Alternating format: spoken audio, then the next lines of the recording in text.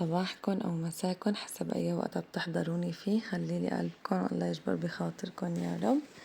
خلونا هيك نذكر الله ونقول لا إله إلا الله. اللهم صل وسلم وبارك على سيدنا محمد وعلى آله وصحبه وسلم. وخلينا هيك نبلش الفيديو. بدي أتشكركم كتير كتير على تعليقاتكم على الفيديو الماضي. خليلي قلبكم الله يجبر بخاطركم يا رب. وهون آنست بيسان خليلي قلبها عن جد شقد ما تشكرتها للآنسة. حطيت تعليقها مشان بس خصوصي إني أتشكرها على وقفتها مع بيسان وخليلي قلبها. عن جد ما في منها آنسة رشا، يعني مو بس بالدراسة حتى هيك بمواقفها مع بيسان. هلا أنا بعد ما بقلها لبيسان إنه هيك التعليق الآنسة كتبتلك، أما قالت لي والله أمي آنسة رشا حتى كانت تدير بال علي. أنا عندي بيسان وقت اللي بتفيق الصبح أوقات كتير هيك بتقلب معدتها، يعني هي الصبح وما بتقبل تاكل. قالت لي حتى الآنسة كانت هيك تقعدني محلها تخليني أنزل أغسل وشي. شفتوا في هيك آنسات يعني ما بسمحوا للطالب ياخد راحته. كتير كانت تهتم فيها. وعلى فكرة يعني إنه نحن ما بنعرف بعض أبدا على الصعيد الشخصي، ولا حتى أنا ولا مرة رحت على المدرسة ولا شفتها. بس عن جد من كل قلبي شكرا لأنسة رشا ولأنسات البنات كمان، والله كلهم ما بيقصروا. هون يا صبايا عندي سبرة قصار الصور من جزء عامة غيبا وحاضرا وتجويد الحمد لله رب العالمين. فهيك بدي تضيف رفقاتها جبتها ونزلت على السوق، اشتريت هيك ضيافة للضيف رفقاتها في الجامع، وبعدها جيت أخدت لهم شوية خضرة وجيت على البيت. كانوا اليوم البنات مقررين يعني بدهم الغدا يكون فتوش وبطاطا مقلية، وبناتي من النوع اللي بيحبوا هيك أكلات أكتر من الطبخ إنه الطبخة الرسمية. فهيك أخدت شوية شغلات وأخدت شوية خضرة ورحت كنت ناوية أعمل لهم تبولة وبطاطا مقلية، بس بصراحة ما لقيت بقدونس منيح وما في بالسوق خاص، ما يعني ما لقيت غراض إنه أعمل التبولة. فقلبت لهم إياها الأكلة على الفتوش. وما بحكي لكم وقت قلينا البطاطا أنا وبيسان شقد اشتهينا عليها وما أكلنا. قلت لها لبيسان لا خلص أمي عن جد نهار الفري نهار بدي أخدك عند الدكتور رح أقلي لك صحن بطاطا بس رجعنا تكرم عينك. اي والله هيك بحكي لكم، وانتو هلا كتبوا لي بالتعليقات شلونكم، ايش اخباركم، طمنوني عنكم. وبدي اطلب منكم هيك طلب صغير كمان، ما تنسوني من اللايك والاشتراك بالقناة وتعليق حلو مثلكم. الله يجبر بخاطركم يا رب. وما تنسوا تشاركوا لي الفيديو ليوصل لأكبر عدد من الناس. كتبولي كمان ايش طيبخين بالتعليقات مشان نذكر بعض. هلا انا اليوم عم بسجل لكم صوت للفيديو، بكره ان شاء الله رح انشره. بكره بيسان عندها دكتور وان شاء الله بكره رح يكون عندها يوم فري، فهيك ان شاء الله انتظروا بالفيديو القادم. يعني ان شاء الله اذا احسنت رح اصور لكم هيك لقطات من عند الدكتور. وفي كمان صبية سألتني عن الدكتور، هلا رح احط تعليقها وجاوبها. هون سؤال الصبية، بنتك ايش قد مدة لحتى نحفت وكم كيلو نحفت وبتنصحيني بهالدكتور؟ هلا أنا بيسان خلال 15 يوم شاركتكم المقطع، شفتوا الدكتور بيحكي خلال 15 يوم نزلت 5 كيلو وطولت 2 سنتي. إذا بنصحك بالدكتور والله أنا بالنسبة لإلي يعني كتير كتير بنصحك ومية بالمية، حتى يعني من دون أي مصلحة. ما في يعني أنا بيني وبين الدكتور أي مصلحة، يعني بس بنصحكم فيه لأني نحن جربنا وكتير استفدنا عنده. عن جد يعني ما توقعت بهالسرعة. بس هلأ ما بخبي عليكم إنه هال 12 يوم اللي عطانا إياها مهلة العيد لبيسان، فما بعتقد إنه نازلة كتير. هلا ما بعرف، إن شاء الله بكرة وقت اللي نروح نشوف إيش قد صاير وزنها، بما إنه هيك بالعيد وبتعرفوا هي صغيرة وبعد الالتزام الشديد اللي التزمت فيه، فيعني هيك سمحت لها بشوية مخالفات. يعني حتى هي ما بقت تتحمل، عرفتوا شلون؟ والله وقت اللي قليت البطاطا اللي عن ابو الرجيم عن جد هيك كتير زعلت عليها.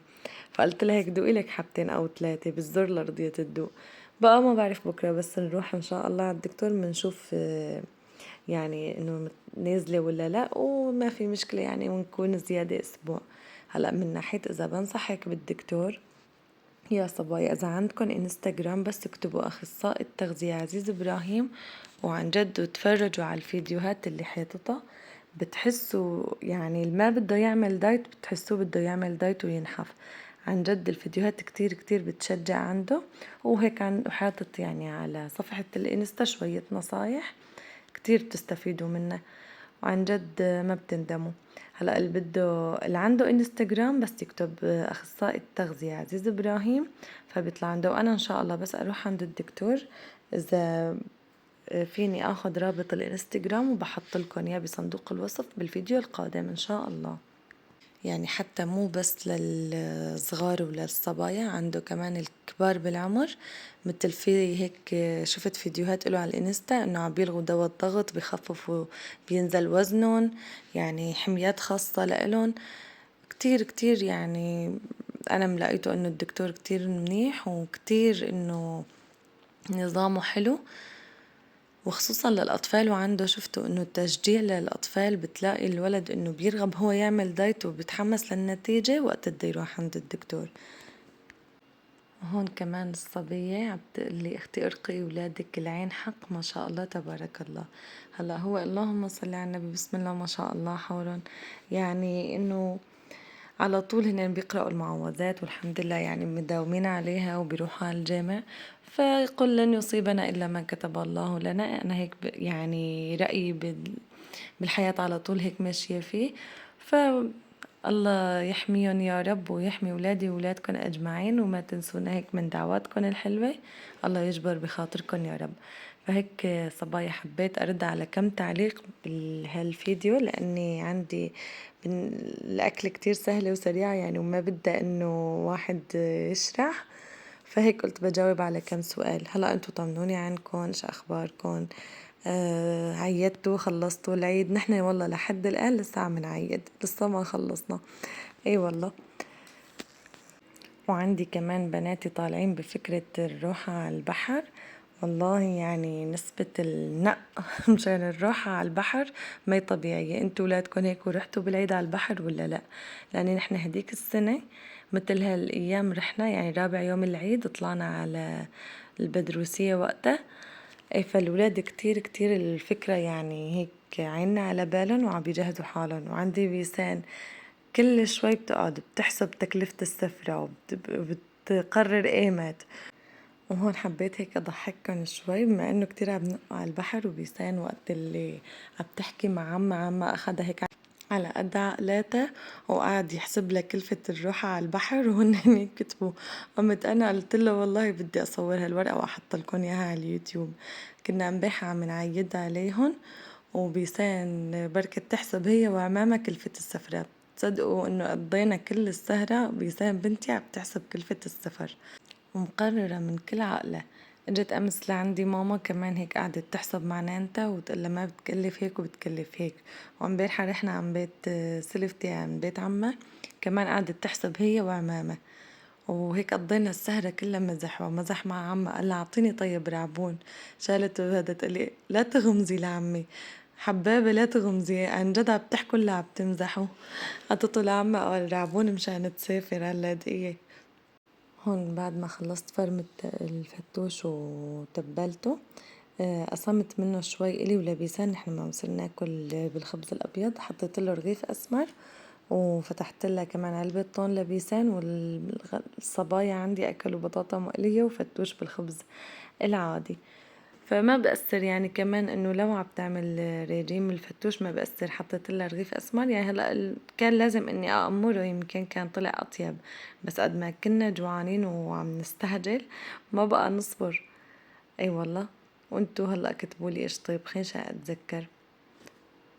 لو بما انه كمان بكره يوم الفري عند بيسان اليوم عملت لها اكلة حلو بصراحة. هاي تاني مرة بعمل هاي الاكلة و يعني بصورها وإن شاء الله بكرة تقلب معي وتنجح مشان أشارككم بالوصفة. هي أول مرة عملتها برمضان كتير كتير صارت طيبة بس ما صبرت عليها يعني ما قلبت. أكلت حلو هيك باردة وسريعة وما يعني ما بتغلب كتير وما بدها وقت بالتحضير. فإن شاء الله انتظروا كمان الفيديو اللي بعد هاد إن شاء الله قريب ما رح أأخره كتير ما إنه بكرة رايحين عند الدكتور والفري عند بيسان. إن شاء الله هيك رح أصور لكم فيديو كتير حلو وما رح إن شاء الله أتأخر عليكم إذا الله راد. إن شاء الله إن شاء الله كل مرة بقول ما بقى أتأخر ما بقى أغيب كتير عن الفيديوهات بطلع لي هيك شغلة سبحان الله بتلاقيني تراجعت. بقى هيك إن شاء الله إن شاء الله الفيديو اللي بعد هاد كتير قريب، وإن شاء الله ما بتأخر. ولهون يا صبايا بكون وصلنا لنهاية الفيديو. خليلي قلبكن والله يجبر بخاطركم. بدي ارجع اذكركم لا تنسوني من اللايك والاشتراك بالقناة وتعليق حلو مثلكم. الله يجبر بخاطركم يا رب. ولا تنسوا تشاركوا لي الفيديو ليوصل لأكبر عدد من الناس. وهيك كان شكل السفرة النهائية عندي. والله اشتهيتكم معي. ان شاء الله الف صحة وهنا على قلبكم يا رب، وما تنسوني من دعواتكم الحلوة. وهون هذا المحشي يا صبايا بصراحة رحنا عن بيت سلفتي، بس ما قدرت أصور غير هاي اللقطة السريعة. عن جد كان كتير طيب. يسلم ايديهم والله يرزقهم يا رب.